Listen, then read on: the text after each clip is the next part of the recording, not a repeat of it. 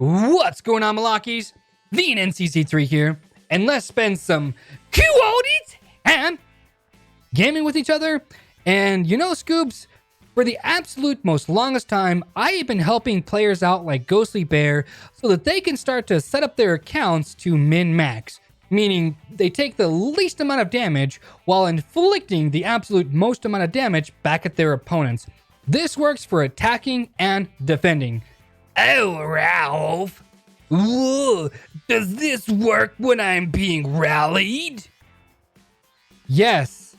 Yes, it does, Georgia. Please, go have another cigarette and go sit down. But Ralph, does it count when I rally? You know, I have things like this on my microphone now because I am clinically going insane. Just want you all to know that, all right? And love you guys, all right? But anyway, Scoops, let's go and dive into the video, shall we? So, the number one thing you need to do when setting this up is you need to identify what your absolute best in slot gear is going to be. To do that, we are going to look right here at Lord's Mobile Dressing Room, okay? I've already preset this up for Cavalry, and I've already preset this up for this account, okay? Because it takes a really long time to do this. It's really meticulous work, okay? But anyways, you type in what attack you want to do, whether it's Cavalry or whether it's ranged or whatever. Hit the search bar. Oh my gosh, I don't want to view another advertisement. Anyways, what you do is you do that, right? Lord's Mobile Dressing Room, that's the way to do it. Basically, it's going to have the absolute best in slot for attack moving on its way down, right? So the best one for Cav is the Champion Edge. We don't got time for that, and we don't want to spend $20,000 to get one Champion Edge to gold, right? Next up is the Horn Cajole. This is a really, really good offhand. Okay, it's a really good main hand, my bad. Next up is going to be the Kraken's Anchor. Then up is going to be the Nectar Orb. So you guys get the picture here, right? Use the arrows. It's going to depict which one is the best, all right? Now, Bear already has a champion helmet to blue, so I'm just going to put this in as the gear, all right? So when everything is gold with no jewels, no talents, no nothing, you're going to walk away with 197.5% cavalry attack, and this is something to really look forward to. It truly is. I mean, the other stats are pretty good, but keep your eyes on the prize, okay? If you dilute this gear, meaning you put in like an Eternal Codex, you know, you put in like Dragon Irises because they're mixed gear, you know, you start to wind up with a less than good set of gear. You really do. Like, you get something that's a little bit more even, right? I guess none of these are bad for Cav leagues, right? None of them are pretty bad, but we'll go ahead and we'll go with like the Storm Tassets, right? Best pieces, we'll go with Hardened Carapace because you're a ranged fan, right? You got the Dragon Irises, you've got the Hardened Carapace, Storm Tassets because why not? And then your helmet's going to be something like a Bumble helmet or something like that, right? Because you're looking for all of the range and Cav gear. And then for your main hand, you're going to get like a Nectar Orb, right? So right off the bat, you already lost like 30 some odd % cavalry attack. You lost a lot of other stats too, right? And so you really got to think about that when you're building your gear. It is not smart these days to build two troop type of gears. I mean, I know you save. If you're like a penny pincher like me, it's not so bad to do this, but I wouldn't recommend it, okay? I really wouldn't, because you're going to be, or you're going to try to be, the jack of all trades and the master of none, but realistically, you're going to do a lot less damage and you're going to take a lot more damage. So stick with the program, pick one troop type. In this case, we're going to go with all of the cavalry gear, right? So I already looked at Lord's Mobile Dressing Room and I said, okay, well, we've pretty much got all of the best in slot gear, minus the Champion's Edge. Like I said, ain't nobody got time for that. Let's just move on from that, right? So this is not looking too terribly bad, right? It's really not. He doesn't have all gold jewels. In fact, he has no gold purple attack cavalry jewels, right? None of them are gold, right? So he's got 1, 2, 3, 4, 5, 6, 7, 8. So let's pull out a nifty calculator, right? I know from purple to gold is 8% difference. Let's go 8 times 8 is going to be 64. So you can add 64% more attack to this cavalry attack right there, right? So if I plus this, the 284, you're going to have 348% cavalry attack. And that's not a gold guard belt. That's not a gold firewall chest piece. And the helmet's only blue, which is still pretty good, actually, if you ask me, right? So, and all in all, this is doing really good, okay? It's doing really, really good. It took me a really long time to set this up because, again, like I said, I had to go through Lord's mobile dressing room to make sure that my numbers were correct. Whether you're picking infantry or range, it doesn't matter. Pick your attack, hit the search button, and then play with the items so that you're either getting champion or you're not getting champion, or you kind of look at what you have already and you build off of that. You can do that too, but I'd recommend using Lord's mobile dressing room because you don't want to build an inferior item to something that's good, right? So like the ambrosial cups are good for infantry and range. But there's pretty decent worm seals. Those are pretty good, okay? That's all I'm going to say about that. But anyways, let's go ahead and stick on task, right? So when we apply the cavalry attack gear, before we started, this cavalry attack was like 400 and I want to say like 30%. By just reworking the different jewels and putting the different sets of pieces together, we've almost got 500% cavalry attack, which is really good, actually, if you ask me, right? Cavalry defense, 253. Cavalry HP, where is it at? 187. Look at the army HP too, right? 413%. For all one troop type, that's pretty decent, okay? It really is. Army defense, it's okay. Army attack, he's not holding a prisoner. He doesn't have altar buff, and he doesn't have an attack buff going. So let's see here. That is 188, plus a prisoner is 30, plus an altar is 38. Plus using an attack buff is 20. So you're looking at 276% army attack with those. And that's, like I said, it's really, really good, okay? And so let's look at the talents here. Boom, innate talents, calves. Now, here's how you're going to want to do it with all of your individual specializations, right? This one's cavalry. You can do the reverse for your infantry or your range. Always pick up the tier 1 attack. Always pick up the tier 1 HP, the tier 1 the tier 1 HP and defense. Pick up the tier 2 attack, the tier 3 attack, pick up the tier 2 HP and the tier 2 defense. And what I went ahead and did is I put the rest of the points into training speed 2 because realistically, you can still make troops as you're attacking, and it's not going to feel as bad, if that makes any sense, right? When you have the army heroes that give you like the troop training buff and all that good stuff, when you have all of those maxed out and all that stuff, you'd be so surprised on how little manners you actually need. And that's all I'm going to say about that, all right, Scoops? Let's go ahead and get down to the actual like troop configuration and hero configuration, right? So for this instance, we're going to go with all cav, okay? All 100% cav. I'm going to go with the best first, and then I'm going to go with what this account can use. So let's go like this. Steambot, where's he at? Steambot is the best in slot cavalry hero. If you're looking for the best infantry hero, if I remember correctly, it is going to be Twilight Priestess. If you're not looking to spend $11,000, right? You know, let's go figure, right? Next up is going to be Barbarian because it's got attack and HP.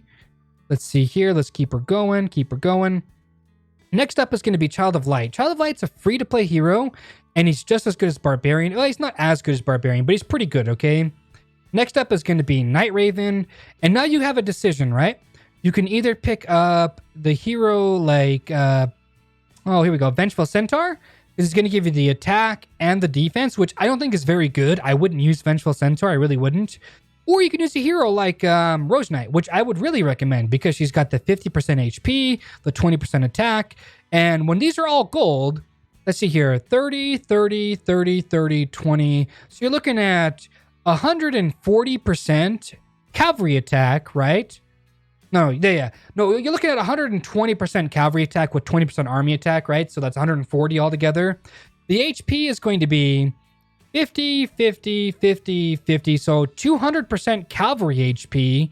You're looking at cavalry defense, 100% cavalry defense. You're looking at like, what, 25% army defense? So you're all of a sudden, your stats just amplified. They're so much better, okay? And you don't have to use 5 cavalry heroes. You can use a hero like Bomb and Goblin if you rather use it because of the army attack, or use a hero like Lore Weaver, even though she's inferior to a hero like Child of Light when you're sending all calves, right? So anyways, that's that, right? Let's go over what actually works for this account though, right? So we're going to pick up Night Raven, obviously. Child of Light, definitely Child of Light. He's really good. we'll pick up Steambot, and so we have a decision to make. Do we use a hero like Vengeful Centaur or a hero like Barbarian? Now, here's where a lot of you guys make a mistake, right? A lot of you guys say, well, Barbarian because he's got the HP, he's got the defense, and he's got the attack. But realistically, that doesn't really add up to much. Even if it was purple, it probably still wouldn't be enough, like, right? I mean, it might be enough at purple grade. It might be, it'd be a really tough call. You would need to do some testing, but realistically, you would use a hero like Death Knight, right?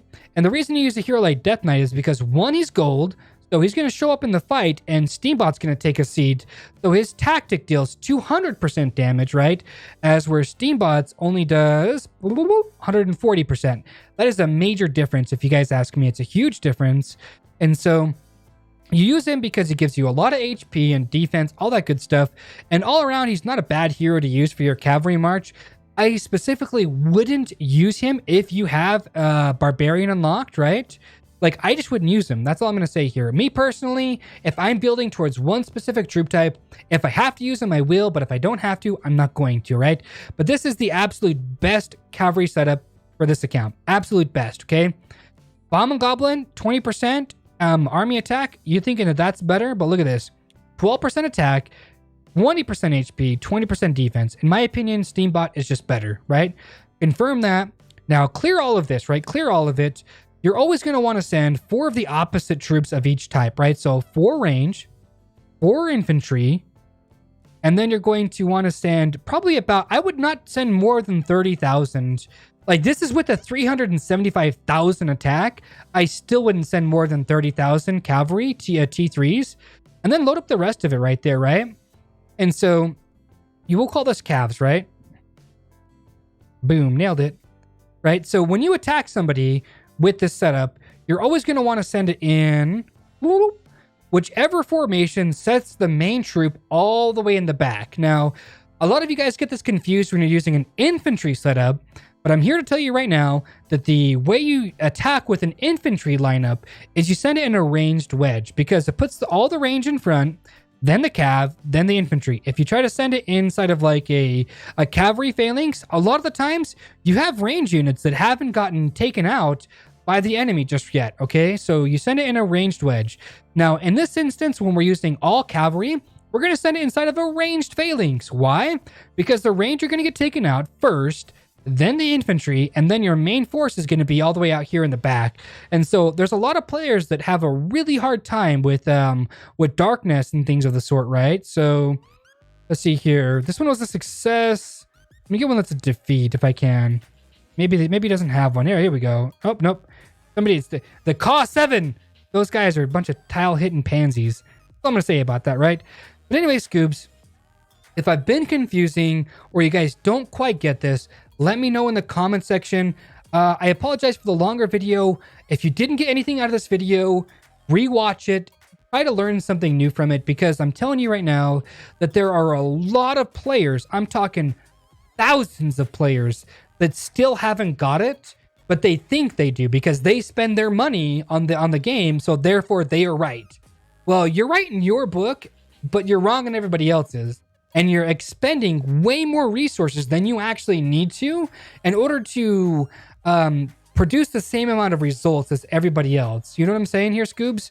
Right? So if this player right here, if Ghostly Bear was to send a rally attack at anybody and sends it in full cavalry, like, it's going to hurt. It's going to hurt a lot, actually. I mean, you know, it's not no 600% cavalry attack, but most players that that Bear will be sending a rally at don't have 600% stats, right? So, as a rule of thumb, Ghostly Bear can probably solo, but he can probably rally somebody upwards of 500 million might, provided they're not a trap account, okay? Most 500 million might accounts have like 6 or 7 or 800 million, my bad. 6 to 9 million troops with research and all that stuff. Like I said, unless it's a trap account, somebody like Ghostly Bear could start a rally on that account and actually burn the account and get good results, right? Most players do not, I repeat, do not defend in a ranged phalanx, okay? They usually have tons of T1 troops and all that stuff. So having said that, a lot of y'all are going to ask me, what is best? Well, the answer is no troop is better than the other. I have seen players with a full range setup just obliterate people because they never see it coming, right? They defend in cavalry. They think that you're going to send all range, or my bad. They defend in cavalry because you have an infantry hero like Berserker up. So they go into cavalry phalanx, and then you rush your march into them. And guess what? You just blew them out of the water because they thought you were going to send one troop type and you sent the other, right? That's the whole mystery of the gear swap, right? So like you wear your construction gear. They think that, you change your hero up or whatever, like to bomb and goblin. And they're thinking, oh, well, this guy's probably going to send an infantry or a different kind of lineup or whatever the case may be, right? Before the rally actually hits, whop over your gear.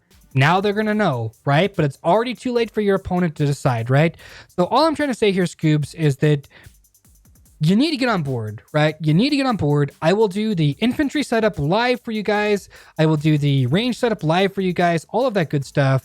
I'm sorry for taking up a lot of your guys' time. I normally don't make videos this long. But yeah, anyways, you know what I'm talking about though, right?